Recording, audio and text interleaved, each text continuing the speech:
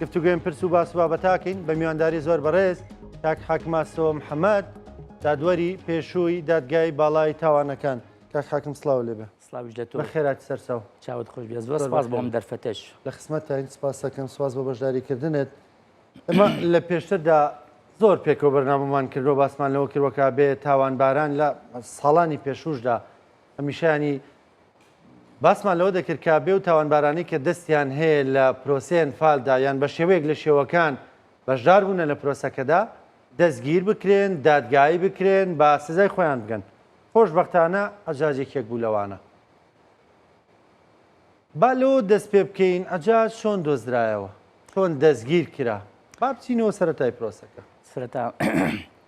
طبعا سەرەتا ڕێز و سڵاو و نەوازش بۆ سەرجەم قوربانیانی ئەنفال و کیمیاباران و هەڵەبجە و بەرزانیەکان و ئەفەیلەکان و هەموو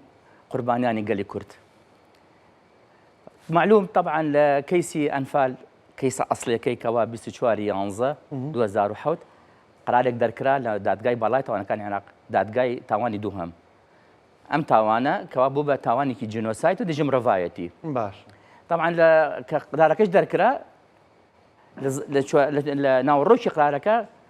بریار دەرکرا بۆ 423 تاوانبار ئەبێ دەستگیر بکرێت لەگەڵ بێجگە لە مافی سکاڵاکار قوربانیانی ئەنفال مافی ئەویان هەیە کەوا داوای قەرەبوو بکەنەوە باش طبعا عجاجیش یەکێک لەو 423 کەسەکەیە طبعا پاش دەرچوونی قەرارەکە و لە مەحکەمە و پاش چەندین ساڵ ئەو کابرای خۆی شاردەبوویەوە ئیتر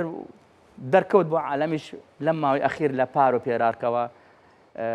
ئەمە حقیقەتەکەی ئینسان نابێت چاواشکاری بکات چاواشەکاری بکە لە عەلام هەمووی دەرکەوتکەوە خانم شانەز خانکەوە ئەو گرنگی داوە بە گۆڕە بە کۆمەڵەکان و ئەوانە ڕۆشن بۆ نگورە سەلمان و ئەوانە لەگەڵ پەرێخان و ئەوانە شتەکەیان ڕۆژانەوە ئیتر لەو کاتەش معلوم بوو چەند گۆڕە و ناوەکان و ئەوانە ئیتر دەستیان پێ کرد لەگەڵ بە هاوبەش و هاوکاری سێ سکاڵاکار دەستخۆشییان لێکم کەەوە ئەوان چوون بۆ سماوە تەڵەبیان تەقدیم کرد و ئەوانە طبعا بە هاوکاری پەرێخان لەگەڵیانە بوو وەکو بزانم ئەو حەسەب ئەویش بەحسیە کات ئەڵێ منیش هەر متەرجم بووم لەگەڵیانە لە لای حاکم تحقیق و لای ئەمنی وەتەنیش طبعا هەمووی بە سەرپەرشتی و ئاگاداری شاناز خان ئەو ئۆفیسی ئەوان بە هەر کەسێک بێ هەر لایەنێک بێ ئێمە دەستخۆشیەکەین کاکە ئێمە مەسەلەیەکی ئێمە مۆزوعێکی قوربانیمان هەیە ئەنفالە کیمیابارانە بەرزانیە فەیلیە هەر تاوانێک بێکەوە ئەنجام دراوە بەرامبەری کورد ئێمە دەستخۆشیەکەین کەوا تاوانبارێکمان گرت کەوا دادگایی بکرێ و سزای خۆی بگرێت ئێتر هەژ لایەنێک بێ بەڵام ئێمە ئەبێ هەندی حقائق ڕاستی دەرکەوێت اینجا کە دەستیان پێکرد بۆ پرۆسەیە ئەو کابرایە طبعا بە هەموو لایەنەکانەوە ئەو کابرایە دەستگیر کرا باش دەستگیر کرا و دەستنیشان کرا کەوا ئەمە تاوانبارێکی سەرەکی لە نوگرە سەلمان باشە پرۆسەی دادگایکردنەکەی چۆن بەڕێواچێ ئەوە دەستگیر کرا و تاوانبارە و تۆمەتبارە تۆمەتبارە پرۆسی دادگایکردنەکەی چۆن بەڕێواچێ ئایا لە ئاست ئەو تاوانە گەورەیەدا بەڵێ یعنی من دەستخۆشی یەکەم یعنی لە جیازی ئەمنی وەتەنیکەوە ئەو تومەتبارە دەستگیرکرا و تایبەتش بە حاکم عەبدولجەبار حاکمی ئاسایشی نیشتیمانی ئەم جیازی ئەمنی وەتەنی لەگەڵ ئەو دادوەرە بەڕێزانە دادگاییکی ڕاستە ناوخۆیە بەڵام یاسای تاوانی نۆدەوڵەتیان بەکارهێنا وەکو دادگای باڵای تاوانەکانی ئێمە پێشوو دادگاکە پرۆسەکەوە ئەو پرۆسە دەستی پێکرد لە وەرگرتنی وتەی سکاڵاکارەکان کەوا 27 سکاڵاکار وەرگیرە لە تۆتەڵی مەجموعی 200 تقریبا 230 کەس زیاتر بوو ئەو محکەمە پێویست ناکات هەمووی ئامادە بێت بەس ئەو بوو تەبلیغ کرابوون طبعا دەستخۆشیش لە جەنابی کاک حاکم عومەر و کاک حاکم ئاوات و شیلان خان و ئەوانە هاوکار بوون کەوا بۆ وەرگرتنی هەموو ئەو کەسانە کەوا بەشدار بوون لە پرۆسی لێکۆڵینەوەکو من ئاگادارم لە پارەوە دەستمان پێکرد بە لێکۆڵینەوە من وەکو ڕاوێژکارێک و وەکو سەرپەرشتیەک بە حکمیەوە من دادوەری لێکۆڵینەوەی کەیسی ئەنفالە پێشوو لەگەڵ برادران دکتۆر دانا و چەندین مامۆسای زانکۆوانە لەبەرەوە ئەو پرۆسەیە بە سەرکەوتەی جێبەجێ بکرێت کەوا ئەو تومەتبارە بە سیزای خۆی وەگرێت بەڵام کە وەرگیرە طبعا لەبەر پێنجشەممەیە و کاتەکەش کەمە ئەو بوو ینی قۆناغێکی باشمان بڕی لەو دانیشتنی پێشوو لە حوتی پێنج جلسەی هەفتەی پێشوو هەفتەی پێشوو بەڵێ تقریبا جلسەکە چۆن بەڕێوە چوو باش بوو جلسەکە باش بوو هەرچەندە دادوەرەکە ڕۆڵی چۆن بوو ڕۆڵی یاسایی و دادوەری هەبوو دادوەرەکە چکە دادوەر ئەبێ مجرد بێت لە هەموو شتێکە تعاملەکە لەگەڵ سکالاکار لەگەڵ تۆمەتبار لەگەڵ شاهێت لەگەڵ بەڵگە تعاملەکات علاقی نییە ئەو لەگەڵ دلیلە تعاملەکات تۆش دادوەر بووی زۆر جاراوە ینی تاوانباری زۆر دوو لە ڕووبینەران قێزەون لە بەردەستاندا بووە هەست و حساسی خۆتان دەزانم تێکەڵ بە مادە قانونیەکان ناوێ بەڵام چیتان پێڵێ لە ناخەوە کاتێ دەبینی تاوانبارێکی ئاوا دەستیە لە کوشتنی سەدان مرۆڤدا بەڵام ناچار بۆ ڕێزگرتن لە دادگا و لە سەروەری یاسا دەبێ زۆر بەڕێزەوە مامەڵی لەگەڵدا نەک ئەوە هەڵسوکەوتی نەک من هەموو دادوەرێک بە اجتهاد قرار دەرناکات بە عاطفە قرار ناکات ڕاستە من کوردم و هەڵەبجەییم و ئەوانە بەڵام ئینسان نابێت تعاطفی هەبێت ئینسان ئەبێ حاکم بنبەسم حاکم ئەبێت تعاملکە لەگەڵ دەڵی هەر ئەبێ نابێت تێکەڵی ئەبێت چووکە سوێند خواردووە سوێند خواردووە کاگران گویان تۆ سوێند خواردووە سوێنی یاساییت خواردەوە تۆ محاسبەیەک بەرامبەری خوا تەعالا لانێ هەندێ من بێیان دادوەر بێت ئەزانم ئەو تاوانبارە بێتاوانە بەڵام ناچار هەیە بەعزە جار شایەتی زۆر هەیەت شایەتی زۆر یان سکاڵایکی بێ بنەمایی بەڵام ناچار دادوار حکمیە یان کابراایکە ئەزانی تاوانبارێکی سەرەکیە بەڵام تاوانبارێکی سەرکیە بەڵام بەڵگە لە ژێر دەسانە بێت ناتوانین حکمی بدەیت لەبەرەو حاکم لەگەڵ بەڵگە تعاملەکات کاک حاکم لە وەڵی دادگا بووی تۆ عجازت بینی ینی هەستە چۆن بوو وەکو کوردێک کازانی ئەمە دەستی هەیە لە کوشتنی سەدان ئینسانی بێتاوانی ئێمە سەدانی کەس ینی لە مناڵەوە تاکو پیر یعنی ئەو تاوانەکە ئەنجام درراوە درنگترینی کە تاوانبار بووە لە دوای بەڕێی من لە دوای علی حەسەن مەجید بەڵێ چکە بوو کۆتا قۆناغ بوو لە پرۆسی ئەنفالە لە نوگرە سەلمان بەس کیمیاویان بەکارهێناوە ئەجینا لە کوشتنی تیا بووە یعنی لە گاندنی زیانی لە ڕووی جەستەیی و دەرونی لێدان و ئەشکەنجەدان و من ئێستا بەحسی تاوانی جنۆساید دەکەم کەوا بریتێ لە قەتلی عەمد گاندنی زیان لە ڕووی جەستەیی و دەرونی من بەسی لە ناوبردنی ئەو کۆمەڵە کەسە لەسەر بە شێوەیەکی گشتیان یان کەمی یان ناچارکردن ئەو کۆمەڵە کەسە لە ژیانێکی سەخت بژین بۆ مەبەست لە ناوبردنیان بە شێوەیەکی گشتیان کەمی ئەمە تاوانەکانی جینۆساید کە ئەنجام درراوە لە نوگرە سەلمان تاوانی جینۆساید دژە مرۆڤایەتی بووبوورە کەوا بریتی بوو ئەوش بڵێن کردداری نامۆڕەڤایەتی ئەشکەنجەدە برسیەتی توێنێتی دەستڕێژی سێکسی لە هەموو تاوانەکان کەەوە ئاماژەی پێداوە تاوانی ژمرەڤایەتی برگەی مادەی 12 هەمووی ئەنجام درراوە لانی کێ بەرپرسی سەرەکی عەجاج لەگەڵ جەماعەتە گەشی ئەنجام دە بەرامبەری قوربانیانی کورد لەوێ کەوا سەداهان کەس لە نێوەڵی دادگەدانی بە تاوانەکانی دانا ئەترابەوەکە کە ئەم کارانەی کردووە بەڵێ لە خۆناغی تحقیقەوە دانی پێناوە بەڵام کەشف دەلالە و دانی پێناوە چکە من لە نزیکەوە ئاگادارم لە پرۆسەکە کاک حاکم ئەم دەبێ با بڵێن هەموو سکاڵەکارەکان سکاڵای خۆیان تۆمار کردووە و شایەتی لە هەمویان وەربگیرێت شرت نییە چکە لە محکەمەی ئیستینافی سلێمانی و محکەمەی گەرمیانیش نووسراکراوەکەوە هەمووی ئاگادار کراوەتەوە مەرج نییە هەمویان حازر بن بۆ سکاڵەکان بەڵێ نمونە محکەمە نمونە وەرەگرێت محکەمە دومینش مۆزوعی قەرەبووکردنەوەیش نییە خەک لەوانێت تێبگا قەرەبووکردنەوە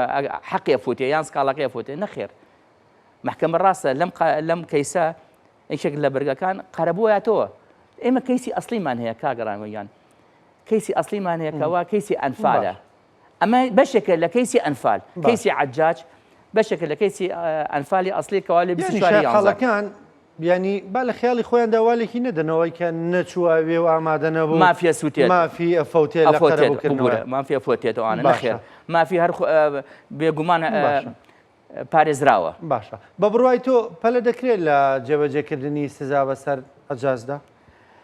خۆی هەندێک ئیجراعات هەیە لە دوای وەرگرتنی سکاڵاکار و چەندین شاهد لە دوای ئەوە وتەی تاوانبار ئیتر ئایا ئەو تاوانبارە دیسان دانی پێێنێت بەرامبەری مەحکەمە یان نا ئەوە طبعا ئەگەڕێتەوە بۆ شخصی خۆی ناتوانین تۆ لە پێشیکی پێشبینی بکەیت قسە بکەیت لەوانەیە بیڵێت اعتراف کات لەوانەیە نەیڵێت لە دوای ئەوە لە ئایحەی داواکاری گشتی لە ئایحەی بەڕێزان پارێزەرەکان تەقدیمەکرێ اینجا قەرادارەکرێت اینجا ئەگە فریان کەوتن ئەوە قەرادارەکرێت لە ڕۆژی 45 قەرادارەکرێت قارەکە چییە ئەوە لە لای مەحکەمەیە بە بڕای تۆکو دادوەرێک من بە حکمی ئەزمموی وەکو ئەزمموی خۆم و کەوا ڕئیسی مەحکەمە بووم من لە ڕئیسی ئەبووم لەگەڵ ئەو دادوەرە بەڕێزانە کە لەگەڵ ما بوون بە جۆری ئەو بەڵگانە کە نەمایش کرا لە مەحکەمە ئەگەر خۆ من حکمی ئەعدامی هەیە حکمی بەڵێ سێدارەدا باشە حکمی ئەعدامیش بدرێ بڕوای تۆ کە سوکاریان فالکراون بەشێکیان داواکەن من هەفتەی پێش و چەند بڵێ نەوەیەکیان فال لە بەرنامەکە گفتوگۆم لەگەڵیاندا دەکرد ینی داواکەن ئەجاز بە خێرایی لە سێدارە نەدرێ خۆی خەڵکی دیکە هەن لە پشتی عەجاجەوە هاوکاری ئەم بوون یارمەتی دەری ئەم بوون لەو تاوانانەدا بۆی کە ینی پەلەپەلی تێدا نەکرد خۆی پەلەپەل نییە ئیجراعاتێک هەیە لە دوای دەرچوونی قرارەکە اعتیاد ئەنێنرێن بۆ تەمیز هەیە تەمیزی محکەمەی تەمیزی اتحادی پێداچوونەوەکەن ئایا ئەو بەڵگانە بەراوردیەکەن و بە وردی ئەیبینن ئایا ئەو بەڵگان کە ماشکە ئایا قراری ئەعدامە زیندانی هەتایە ئەتە دەگەڕێتەوە بۆ محکەمەی تەمیز لێرە لەم حاڵەتە اعتیادی کە تحقیقی لەگەڵا کراوە لە قۆناغی لێکۆڵینەوە لە لاینی جیازی ئەمنی وەتەنی و لە لاینی حاکمیشەوە اعتیادی من نامەوێت ناوی هەندێک کەسیش بێنم اعتیادی کۆمەڵە کەسیشی لەگەڵایە ئێستا ئاشکرا ناکرێت ئێستا بۆ نمونە سعدون سەبری بۆ نمونە شاکر تاها یەحیا کە گیرا بوو کەوا شاکر تاها یەحیا لەسەر کەیسی قەتلی عەمدی بەرزانیەکان بوو کەوا من لێ ئامادە بووم لە 28 دوانزەی 2005 یعنی من ئامادە بووم دەستخۆشی لە وەزارەتی شەهیدان و لە قوربانیەکان کەوا ئامادە بوون لەگەڵ بەڕێز ئايات کاکەی پارێزەر بوو هاوکاریکی باشم کردن و ئاسانکاری بۆم کردن سزای خۆی وەرگرت باشە یاک حاکم باسی وەزارەتی شەهیدانکردنی ئەو تاوانبارە پێش و عەجاج بەڵێن دادگایی یەکرا یەکەم جەلسەی بوو ئەمە بوو ڕووداوێکی جیهانی بێ بەر لەوەی ڕووداوێکی عراقی بێ بەڵام وەزارەتەکەی ئێمە ینی لە تۆڕی کۆمەڵایەتیشدا بە دێڕێک باسی دادگاییکردنی عەجاجیان نەکردووە هەفتەی پێشوو نەوەیکی ئەنفال ینی ئەوەی بۆ ناردم دەویست بڵاوی بکەینەوە ئێمە لە کورسات دەڵێ وەزارەتی شەیدان لەکوێ خەوتووە بۆ باسی ئەم ڕووداوە ناکە بۆ بەرپرسەکانی دیکە نایەنێتە سەر هێڵ کەچی خۆیان بە دێڕێکیش باسییان نەکردووە وەڵی ئیتر ئەوە ئەگەڕێتەوە بۆ خۆیان من پرسیاری ئەوم کرد لە سەرەتاوە وتم پرۆسی دادگاییکردنەکە لە ئاستی ئەو تاوانەدا جوولەکە کە ئەیشمان یا ئیخمانی دادگایی کرد هەمومان ینی دەزانین بە فیلم دەیبینین ئێستا کە چۆن دادگایی کرا ئێمە عەجاج ئێستا دەستگیر کراوە ئایا بەڵین لە ئاستی ئەو هەموو قوربانیەدا ئێمە کە داومانە و ئەو هەموو تاوانی کە کردووە بەرامبەر بە میلەتەکەمان بێتە حەقیقەت نەخێر حتا کەیسی ئەنفالەکە قەراری یەکەم لە 24 شەشی 2006 حەوت ببوورە کە دەرچوو لە ئاسی خۆی نییە ئەو تاوانە گەورەیەکەوە ئەنجام درا بەرامبەری گەری کوردکەوە 182,000 کەس قوربانی وەزارەتشتاوانبەر حاضر بوو بڵێ وەزارەت شەیدان من بەحسی وەزارەتی شەیدان ناکەم بەحسی وەکو بێلایەنێک و منیش وەکو میدیاکارێک پرسیارەکەم وەزارەتێکمانی ناوی شەیدان و ئەنفالە ئەوە کاری ئەوانە بەڵێ ئیتر ئەوە هەندێک ئیجراعات هەیە ئیتر ئەوان هەڵەسن بە سەرشانی ئەوان بەرپرسی و سەرشانی ئەوان ئەبێ هاوکاری و ئاسانکردن ئەبێ بۆ هەموو کەیسەکانیش هاوکار بن و ئاسانکاری بکات بۆ قوربانیانی ئەنفال بێ بەرزانی بە فەیلی بێت ڕاپەڕینەوە تو یەک بێت کیمیابارانی هەڵەبجە بێت من ئێستا من وەکو کەسێکی خۆبەخش من خەریکم لەو کەیسەدا بەڵێ من پارێزەر نیم دوکو خۆبەخشێک لەوێ بەڕێگەوەی دەستە هەموو بەکار کەیسەکان دێیتەوە وەکو بۆ جۆنی قەتی کەیسەکان. عەمدی بەرزانیەکان ئەی وەزیری شەیدان لەکوێ؟ ئەوە من تۆ دادوەرێکی لەم بوارەدا لێ دەپرسم لەبەرەی تۆ خۆبەخشی دەتوانی بە دەنگێکی دلێر قسەی لەسەر بکەیت چونکەوە تا تۆ بێ بەرامبەر بە خۆبەخشانەم کارە دەکەیت بۆ هەموو ئەی کەیسەکان وەزیری شەیدانە موچەکەی لەسەرەوەیە نەسریە لەسەرەوە وەرەگرێ حیمایە و پاسەوان و جرت و فرت و ینی ئەی بۆ لەوێ نییە وڵای هەندێک پرسیار هەیە کاگە خۆزگەم ینی لەگەڵ ماخۆلیە پرسیارە بەڵێ لەگەڵ وەکو میدیاکارێک پرسیارەکە ماخۆل نییە لە وەزیری شەیدانی لەگەڵ کەسێکی بەرپرسی کەوا بەڕێوەبەر بێ کەسێکی بەرپرس بێت لەوێ لە وەزارەتی شەیدان ئەم پرسیاریان لێ دەزای بۆ لە تۆی بۆچی وایە بەڵێ تۆ دادوەرێکی لە دادوەری پێشووی لە داگەی باڵای تاوانەکان خۆبەخشی سەخەریکەم ئەم کەیسانت زۆر بینیوە ینی ناکرێ ئێمە بۆ ڕێزگرتن لە ڕوحی قوربانەکانی خۆمان پرۆسەکە تۆزێک بە گەورەتر پیشان بین ئەکید کاگرانکۆ یعنی من هیوادارم یعنی لە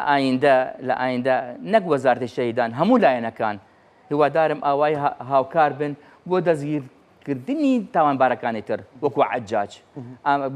بگیرێن و دادگایی بکرێن لانی بڕای تۆ دەیتوانی چی بکە وە نەیکردووە دێمە دەزانین نەیکردووە بەس ئەیتوانی چی بکە بۆ نمونە لە ئایندە ئینشاءڵڵا ئەتوانێت شتی باشیش بکات چی بکە لێرە پێشنیازی ئەمە قۆناغی دۆمە لە پاش ئەو تاوانبارە دەتوانێت ئامادە بێ لە هۆڵەکە وەزیری شەیدان دەتوانێت ئامادە بێ ناتوانێت ئامادە بێ بەڵێ هەموو کەس دەتوانێت هەموو کەسێک ئامادە والله تر ئەو پرسیارە نارم ئاڕاستی خۆی بێ هەموو کەسێک بۆ ئەم جارە بەڕێزان کاگە زێڕڤان لێوە حاضر بوو ئەو مدیرە عامە لێ مدیر دایرە قانونی حاضر بوو لەگەڵ کاکە پۆڵات تەڵەبانی ئاگادار بوو لەگەڵ سروەخان چەندین پەرێخانە چەندین کەس ئامادە بوو لێ جەسەکە بەڵام لە هەندی حاڵات هەیە جەلسەی سری بیانە ئەبێ هەموو ڕێزمێ بچنە دەرەوە باشە کاک حاکمە پێی زانیاریەکانی من لە هەفتەی پێشوو لە کاتی دادگایکردنی ئاجازدا لە یەکێک لە بەرگەکاندا لە چرکە ساتەکاندا هەموو هۆڵی دادگا چۆڵ کراوە هەمووی کرایە دەرەوە بە شاید حاڵ و بە هەیەنی هەمووی لە هۆڵەکە بوو کرانە دەرەوەی مایەوە عەجاج و دادوەری بەڕێز و جەنابیش لێ مایتۆ لەگەڵ یەک شاید حاڵە باسی چی کرا لەو جەلسە نهێنیەدا ینی خۆش نییە من بڵێم با بڵێن نهێنیەکانمان بۆ باسکە بەڵام بۆ ئەو مەقتەعە ئەو بەرگەیە ئەو بە نهێنی بەڕێوەچ چکە ئەمە مافی سکاڵاکارە یان شاید حاڵە بۆ هەیە پارێزراوە بێت بۆ هەیە داوای لە ڕئیسی محکەمە کەوا دانیشتەکە بە سری بێت بەنهێنیکارەکەوتی با بە نهێنی بێت لەبەرەوە من بە حکمی ئەوە کەوا ڕێزمێ بۆ ئەو هەموو کەسانەکە ئامادە بوون هەمووی محکەمە داوای کرد ئەبێ دەورەی محکەمە بێ من قاعی محکەمە نیش بە حکمی ئەوە من دادوەرێکی پێشوو بووم لە کەیسی ئەنفالە حاکم تحقیق بووم و ڕئیسی محکەمە بووم یعنی جێگەی تەقدیرێکی تایبەتم هەیە لای حاکمەکان چکە من بەڕاستی هاوکار و ئاسانکاریم زۆر کردووە لەم کەیسە لە کەیسەکەی ئەوەی قەتلی عەمدی بەرزانیەکانیش زۆر هاوکار بووم خۆبەخشانە من محامی نیم لەبەرەوە وەکو تەقدیرێک بوو من مامەوە و بەڕاستی بێجگەلەوەش کە ئەو جەلسە نهێنیە نامێ هیچ بڵێم بۆم نییە ئەبێ ئەوە ئەمانەتێکە ئەبێ پارێزراوە بێت شاشە بۆ پاراستنی بۆ شاشە و بۆ دەروی شاشەش کەسێتی و بەڕێزە من ئەنابێن ئاشکرایشێک داوایەوە ناکەین کە باسی چی کرا بەی شێوەیەکە من دڵنیامە زۆربەی میدیاکان تەلیفۆنیان بۆ کردم لە دوای ئەوە بەڵام ئەزانم بۆ چیش هەندێک معلومات دوێنگەن دەربارەی ئەو جەلسە سریە بەڵام من جاسڵەنەر بۆ خۆی پرسیارکردنی میدیاکارێک لەبارەی نهێنی ئەو جەلسەیەوە پرسیارێکی نامەنتەقیە چونکە پەیوەندی بە کەسێتی کە سوکارمانەوە هەیە کە سکاڵاکارن کە دەڵم کە سوکارمانیانێکی کە سوکاری سەربەر هەمویان ڕێزێ بۆیان هەمویان ئەبێ پارێزراو بێت وتەکانیان پارێزراوی ئەو جەلسەیەش ئەبێ پارێزراو بێت من نامێ ئەو سقەیە ئەو تەقدیرە بیدۆڕێنم چۆن بوو لەو جەلسەیە ماسی و ناکەم کەیسەکە چی بوو ئەنجاج وەکو هەست بە شەرمەکە هەست بە تەریخیەکە کە کابرای وا چۆن هەستەکە بە شەرمین چۆن شەرمەکات ئەمە کابرایەکی درند ناڵم وەکو عەلی حەسەن مەجید وەکو یەکە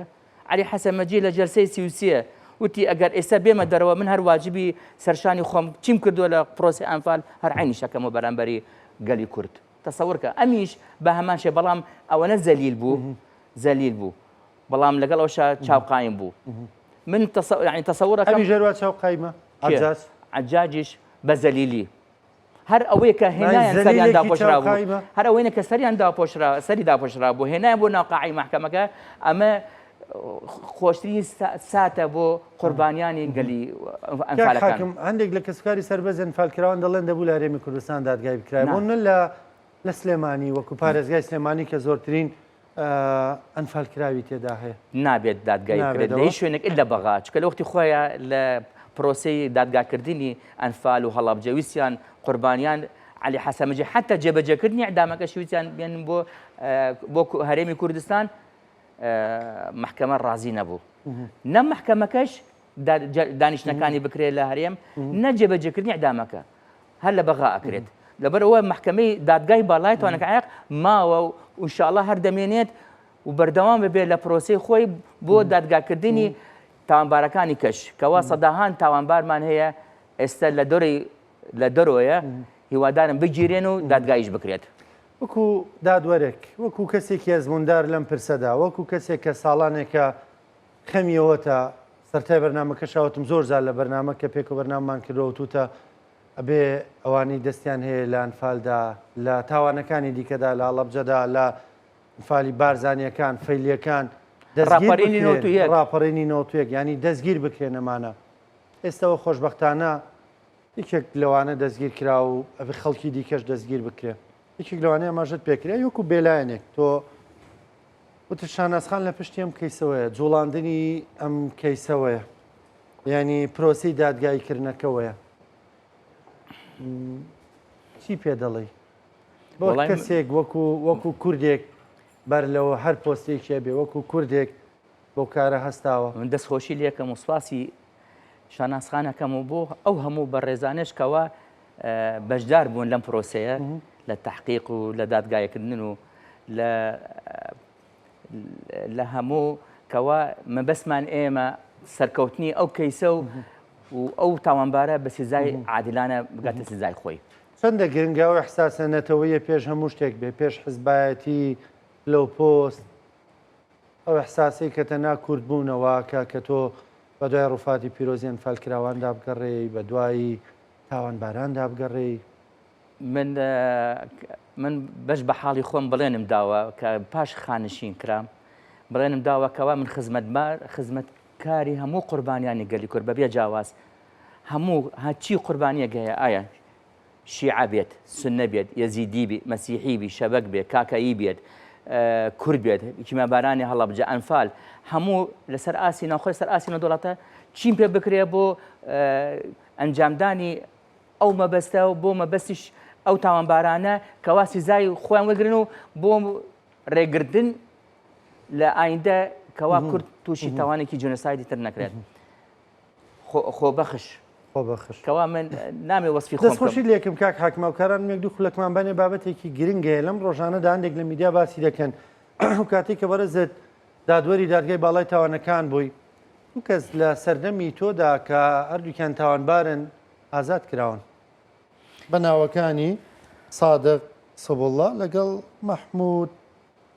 فەرەج بیلال مەحموود فەرەج بە تاوانی ئەوەی کە ڕاپەڕینی ساڵ 1991 بەڵام سادق تاوانبارێکی کەیسی ئەنفال بوو چۆن ئەمانە ئازاد کران چێڵە تۆش بیستوتە لە میدەکان بیستوتە بیڕژێنیکەم بە پرسیار ئامادەم بیڕۆژێنی کاکە ڕانگۆگیان کاک حاکم ئێمە خۆت دەزانی کورسات کەناڵێکی نەتەوەی و نیشتیمانیە و خوانە خواستە هیچ مەبەستێکی نەکشکاندن ئینسانێکی وەکو تۆ جێ ڕێز و تەقدیرە و شانازیت پێواکەن کە خۆبەخشانە لەم کەیسەدا کار دەکەی بەڵام ڕوونیکەنەوە بۆ خەڵکی خۆمان ئەم دوو کەسە لە سەردەمی تۆدا ڕزگار کران چۆن ئەمە ڕوویدا من هیوادارم لیژنەیەکی قانونی و دادوەری دانیشێ بۆ سۆراخکردن و تەچێکردنی ئەو کەیسە طبعا دەربارەی سادق سەبوڵڵا زۆر ڕوونی کەمەوە تاوانبار لە کەیسی ئەنفال لە کەیسی ئەنفال بوو معلومە طبعا لە عێراقا لە بناڵین لە سەدام حسێنەوە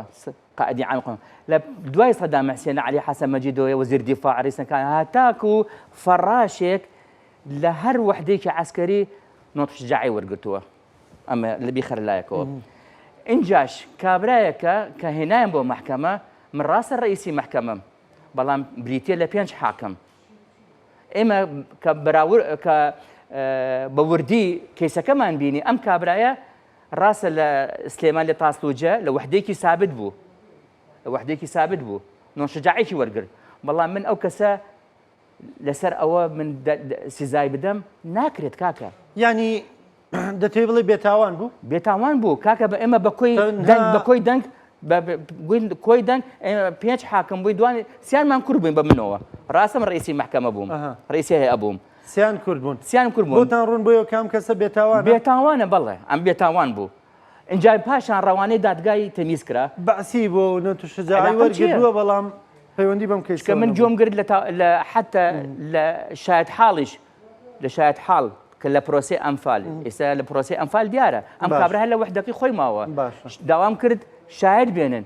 شاهدیان هێناوتم کاکە ئەم تومەتبارە بینیوتانە لە پرۆسی ئەمفال بەژای کردووە کەس نەیسەلمانە شاید حاڵەکان بە چ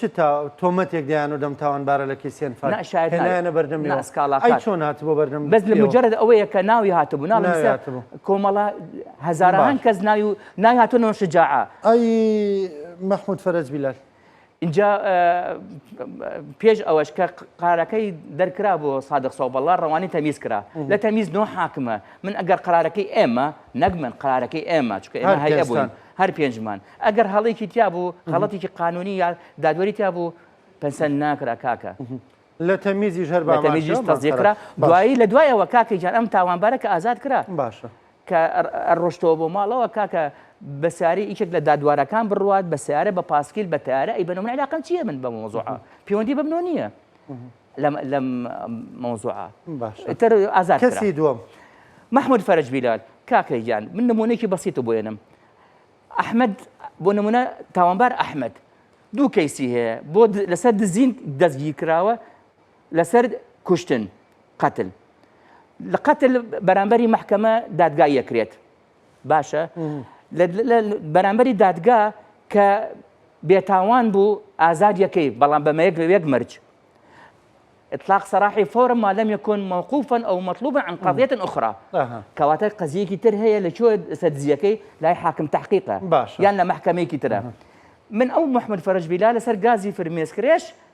لراپەڕی ساڵ 1990 لە نەجەف بەحساب دەست بە شیعەکان دەستگیر کرابوو هاتە لایەوە ئەوە یعنی قەدەغەکردن نەکراوە غاز موسیل غازی فرمێس کرێش ئێوە ئەمتان ئازاد کرد من ئازادم کرد تاوانباری ئەنفالیشە تاوانباری تاوانباری هەڵەبجێ کەەوە ئەم کابرایکی بەرپرس بوو کیمیایی دروست کردووە مدیری دائرەی مدیری هین بۆ حوزب ینی